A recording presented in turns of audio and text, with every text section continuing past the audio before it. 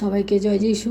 আমাদের মহান প্রেমময় পিতা প্রভু যিশু খ্রিস্টের নামে আমি আপনাদের সবাইকে স্বাগত জানাই। আজকের এই সুন্দর সকালে আরেকটি বার তাকে ধন্যবাদ দিই, কারণ আজকের এই নতুন একটি দিন তিনি আমাদের জীবনে সংযোজন করলেন, তাই তাকে ধন্যবাদ করি। আসুন আমরা ঈশ্বরের বাক্য আলোচনার মধ্য দিয়ে আমরা আজকে প্রার্থনায় যাই।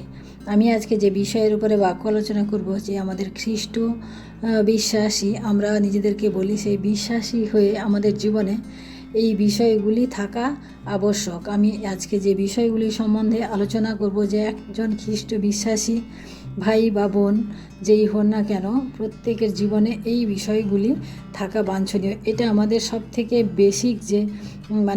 বেসিক যে প্রয়োজন জীবনযাপনের, তা আমাদের জীবনে থাকা একান্তই আবশ্যক। আমরা দেখি, আমি আজকে যে নাম্বার 1-এ আমি বলবো যে প্রত্যেক বিষয়ে আমাদের ধন্যবাদ করা উচিত। কারণ আমরা যেহেতু বিশ্বাসী, আমাদের ধন্যবাদপূর্বক জীবনযাপন করা একান্তই প্রয়োজন। কারণ যিশু যখন জগতে ছিলেন, তিনি কিন্তু প্রত্যেক বিষয়ে তিনি ধন্যবাদপূর্বক তিনি কাজ করতেন। যখনই কিন্তু কোনো কাজ করতেন তিনি কিন্তু ধন্যবাদ দিতেন। সেইভাবে আমাদেরও জীবনে আমরাও যেন প্রতিটি বিষয়ে আমাদের ছোট বড় যেই কাজ করি বা যা করি, আমরা যেন ঈশ্বরকে প্রত্যেকটি মুহূর্তে আমরা ধন্যবাদ দিই। আমরা প্রথম থিসলনিকীয় তার 5:18 সাধু পৌল এখানে বলেছেন যে সর্ববিষয়ে ধন্যবাদ করো, কারণ খ্রিস্ট যিশুতে ইহাই তোমাদের উদ্দেশ্যে ঈশ্বরের ইচ্ছা। অর্থাৎ ঈশ্বরের ইচ্ছা একজন বিশ্বাসীর জীবনে ধন্যবাদ থাকুক, তার প্রতি মুহূর্তে আমাদের ধন্যবাদ থাকা উচিত। আমাদের কেউ উপকার করুক অপকার করুক যাই করুক, আমরা যেন কথাবার্তা আমাদের ধন্যবাদপূর্বক হয়। আমরা দেখি যিশু যখন এই জগতে ছিলেন, তিনি অনেকগুলি কাজ করেছিলেন, যে কাজের মধ্যে দিয়ে আমরা দেখি পুরো ধন্যবাদ সহকারে তিনি করেছিলেন। আমরা প্রথমে দেখি মথিলিখিত সুসমাচার তার 14:19 পাঠ করলে দেখব যে তিনি কি করলেন, লোকগুলিকে 5,000 লোককে তিনি এখানে খাইয়েছিলেন। সেই 5,000 লোককে তিনি কি করলেন, ঘাসের উপরে বসিয়ে দিলেন এবং বললেন কি ওদেরকে ঘাসের উপরে বসিয়ে দাও। তারপরে তিনি কি করলেন, 5টি রুটি এবং 2টি মাছ নিয়ে তিনি ঈশ্বরের উদ্দেশ্যে ধন্যবাদ সহকারে তাকে আশীর্বাদ করলেন এবং সেই ভেঙে শিষ্যদের হাতে দিলেন। আমরা যোহন লিখিত সুসমাচার তার 11:41 যখন পাঠ করি, তখন আমরা দেখি তিনি ঊর্ধ্বে দৃষ্টি করিয়া ধন্যবাদ করিলেন যে তুমি আমার কথা শুনিয়াছ। অর্থাৎ এখানে আমরা দেখি যে লাসার যখন মারা গেছিলেন, সেখানে আমরা দেখি যে 4 দিন হয়ে গেছিলো। মার্থা সেখানে বললেন যে এখানে 4 দিন প্রভু 4 দিন হয়ে গেছে, দুর্গন্ধ বেরিয়ে গেছে, কিন্তু তিনি লাসারকে সেখান থেকে বের করেছিলেন। তার জন্য তিনি ঈশ্বরকে ধন্যবাদ দিলেন, যে বললেন যে তুমি আমার কথা শুনেছ। আমরা লূক লিখিত সুসমাচারে আমরা দেখি যে 22 তার 19 যিশু যখন সে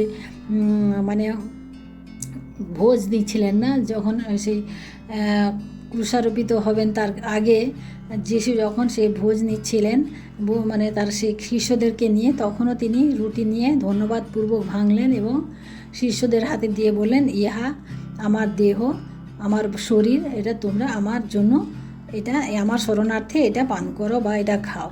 এইভাবে আমরা দেখি যে তিনি প্রতিটা মুহূর্তে ধন্যবাদ দিয়ে তিনি সব কিছু শুরু করতেন। সেই জন্য আমাদেরকেও ধন্যবাদ দেওয়া আমাদের কাজ, ধন্যবাদ দেওয়া।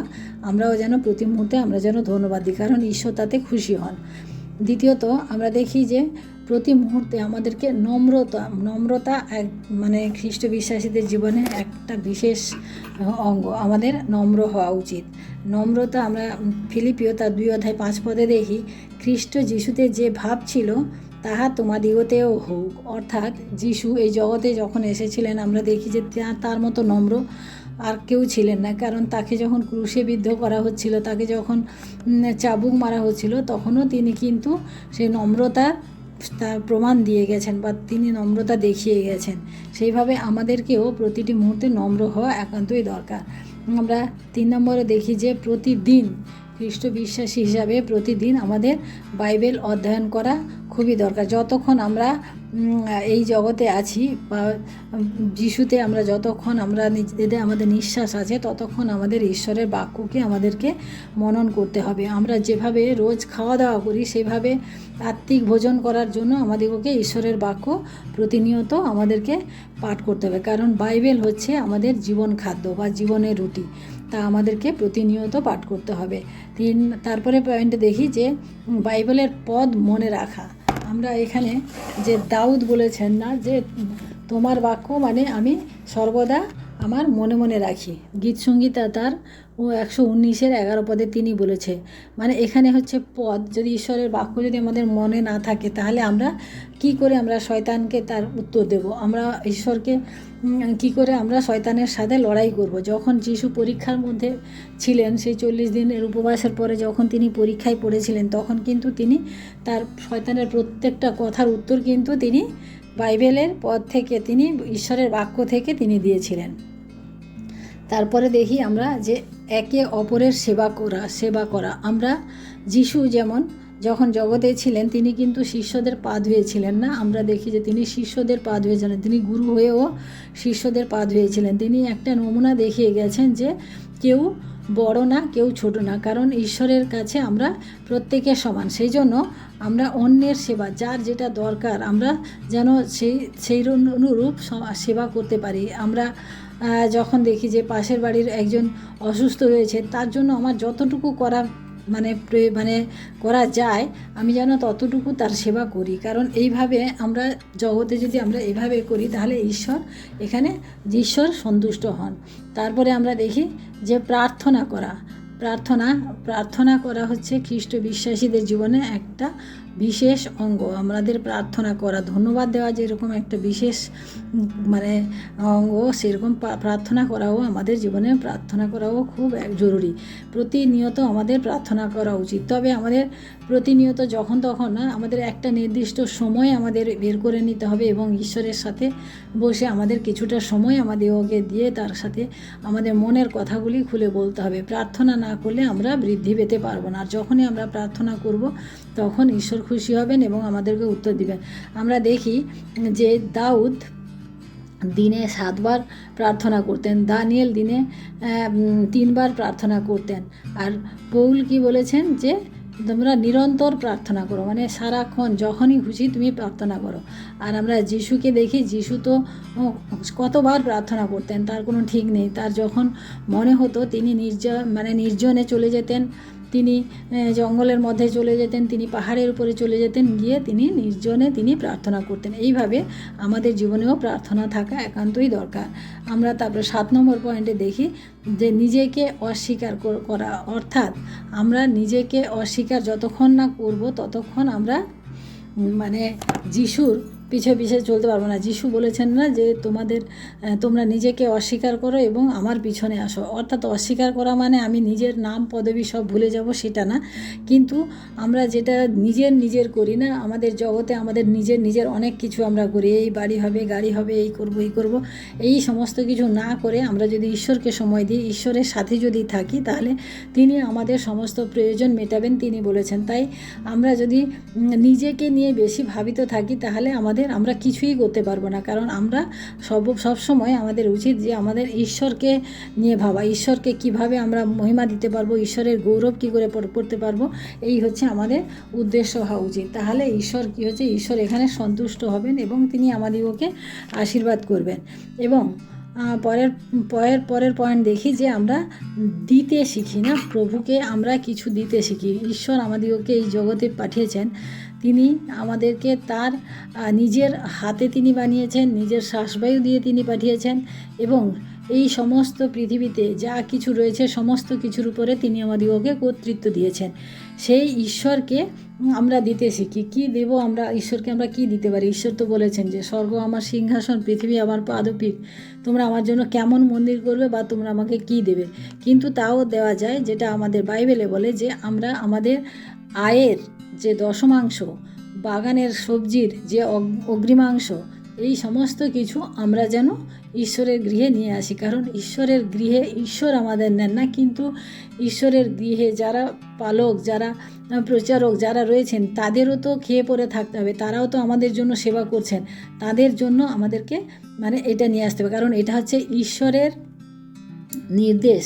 এটা আমাদের জন্য ঈশ্বর আদেশ দিয়েছেন যে দশমাংশ তার গৃহে আনতে হবে। তার গৃহ যেন কখনো শূন্য না থাকে, তার ভাণ্ডার যেন কখনো শূন্য না থাকে। তাই আমাদেরকে দশমাংশ নিয়ে আসতে হবে, আমাদেরকে উপহার নিয়ে আসতে হবে। ঈশ্বরের সাথে আমাদের দেখা করার সময় আমাদেরকে উপহার নিয়ে আসতে হবে। সেই উপহার কিন্তু আমাদের ঈশ্বরের জন্যই নিয়ে আসতে হবে, ঈশ্বরের, কারণ সেটা ঈশ্বর চান। কারণ আমরা যখন কোথাও যাই বা কারোর বাড়িতে যাই, আমরা কিন্তু খালি হাতে যাই না, কিছু না কিছু নিয়ে যাই। তার কারণ তারা সন্তুষ্ট হয়, তারা খুশি হয়, আনন্দিত হয়। সেইভাবে আমাদেরও ঈশ্বরের গৃহে যখন আমরা আসব, আমাদেরকেও কিছু উপহার নিয়ে আসতে হবে, তাহলে ঈশ্বর খুশি হবেন। আর পরের পয়েন্ট দেখি যে আমরা খ্রিস্ট বিশ্বাসী হিসাবে আমাদের আর একটি জিনিস মনে রাখতে হবে যে অন্যকে আমাদের উৎসাহিত করা উচিত। অন্যকে আমাদের উৎসাহিত করা দরকার, কারণ অন্যকে যদি আমরা উৎসাহিত না করি, আমরা যদি অনুৎসাহিত করি, আমরা যদি তাদেরকে সবসময় নেগেটিভ কথা বলি, তাহলে কিন্তু ঈশ্বর খুশি হন না। কারণ ঈশ্বর আমাদিগকে উৎসাহিত করেছেন, ঈশ্বর আমাদিগকে এগিয়ে যাওয়ার জন্য বলেছেন। সেইভাবে আমরাও আমাদের পাশাপাশি যারা থাকবে, আমাদের সম্মুখে যারা থাকবে, আমরা প্রত্যেককে তার সেই ছোটো বড় সমস্ত কাজের মাধ্যমে আমাদের তাদেরকে উৎসাহিত করতে হবে। কারণ উৎসাহিত আমরা যতক্ষণ না করব, ততক্ষণ আমরা বৃদ্ধি পাবো না। কারণ উৎসাহিত যখনই করতে পারবো, তখনই আমাদের মন পরিষ্কার থাকবে। মন যদি আমাদের পরিষ্কার না থাকে, কারোর জন্য যদি আমাদের মনে গ্লানি থাকে, আমরা কিন্তু সেই সামনে মানুষটিকে আমরা উৎসাহিত করতে পারবো না। সেই জন্য আমাদেরকে উৎসাহিত করার অভ্যাস করতে হবে, গড়ে তুলতে হবে। এবং সর্বোপরি হচ্ছে নিজের ভুল আমাদেরকে স্বীকার করতে হবে। আমরা অনেক সময় ভুল করি, যেহেতু আমি অনেক বড় পদে আছি, অনেক উঁচুতে আছি, সেই জন্য আমি আমার ভুল কখনোই স্বীকার করব না, এই রকম মানসিকতা আমাদের থাকে। কিন্তু ঈশ্বর তাতে সন্তুষ্ট না। আমাদের নিজেদের ভুল যেটা থাকে, সেটাকে আমাদেরকে স্বীকার করতে হবে, সেটা শুধরে নিতে হবে, তাহলে ঈশ্বর প্রীত হবেন, ঈশ্বর খুশি হবেন। আর আমরা যদি সেটা না করি, নিজের ভুলকে যদি চাপা দিই, তা অন্যেরা না দেখতে পেলেও ঈশ্বর দেখতে পারেন। কারণ ঈশ্বর সর্বশক্তিমান ঈশ্বর, তিনি সর্ববিরাজমান ঈশ্বর, তিনি সব জায়গায় তিনি দেখতে পারেন। আমাদের অন্তরকে তিনি জানেন, আমাদের ভেতরের সমস্ত কিছু তিনি জানেন। তার জন্য তার কাছে আমাদের কোনো কিছু লুকায়িত থাকে না। সেই জন্য আমরা যখন পাপ করি, পাপ তো মানুষই করতে পারে, কারণ প্রত্যেক মানুষই পাপী।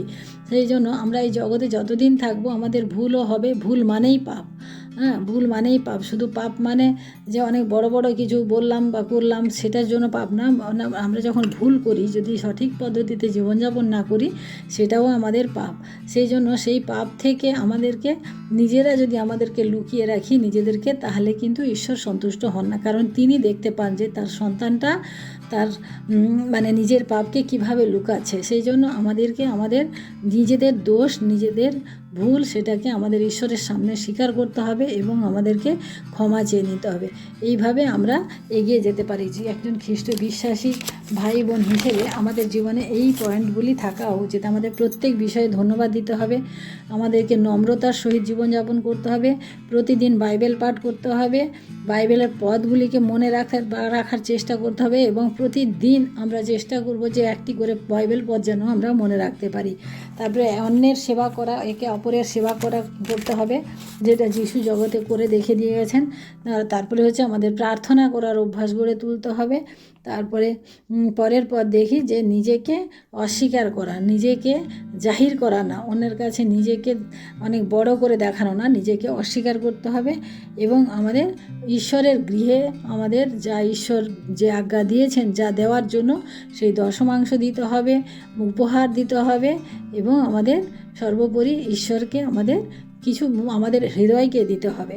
তারপরে দেখি পরে অন্যকে আমাদের উৎসাহিত করতে হবে। পরের পয়েন্ট আমরা দেখি অন্যকে উৎসাহিত করতে হবে এবং সর্বোপরি নিজের ভুলকে আমাদের স্বীকার করতে হবে। এইভাবে আমাদেরকে খ্রিস্টতে জীবনযাপন করতে হবে। তাই আসুন প্রিয় ভাই বোনেরা, আমরা আজকে যে আমরা পাঠ করলাম ঈশ্বরের বাক্য থেকে যা আমরা আলোচনা করলাম, এইভাবে আমরা জীবনযাপন করা শুরু করি এবং এভাবে চেষ্টা করি, কারণ ঈশ্বর সর্ববিরাজমান, সর্বশক্তিমান, তিনি সমস্ত কিছু দেখেন। তিনি আমাদের মুখ বাঁকানোটাও যেরকম দেখেন, তিনি আমাদের অবজ্ঞা করা কথাও তিনি শুনতে পান।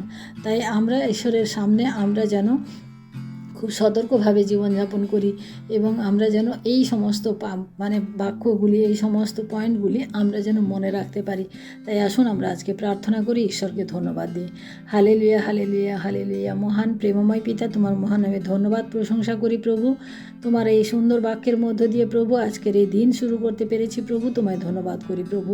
প্রভু, এই সমস্ত যে বিষয়গুলি আমরা আজকে আলোচনা করলাম প্রভু, এই বিষয়গুলি যেন আমাদের খ্রিস্টীয় জীবনে প্রভু আমরা যেন কাজে লাগাতে পারি বা এইভাবে যেন আমরা চলতে পারি প্রভু। তুমি আমাদেরকে সাহায্য করো এবং তুমি আশীর্বাদ করো প্রভু। আমরা যেন একে অন্যের সাথে উৎসাহিত করতে পারি, একে অন্যকে উচ্চে তুলতে পারি, আমরা যেন একে অন্যের জন্য চিন্তা করতে পারি প্রভু। এই সমস্ত বিষয় যেন আমরা করতে পারি প্রভু, তুমি আমাদেরকে সাহায্য করো প্রভু। তুমি ক্ষমা করো প্রভু, আমাদের যদি অপরাধ হয়ে থাকে তুমি আমাদেরকে ক্ষমা করো এবং আর একটিবার সুযোগ করে দাও, আমরা যেন তোমারই আরাধনা প্রশংসার মধ্য দিয়ে আমার নিজের জীবনকে চালিয়ে নিয়ে যেতে পারি।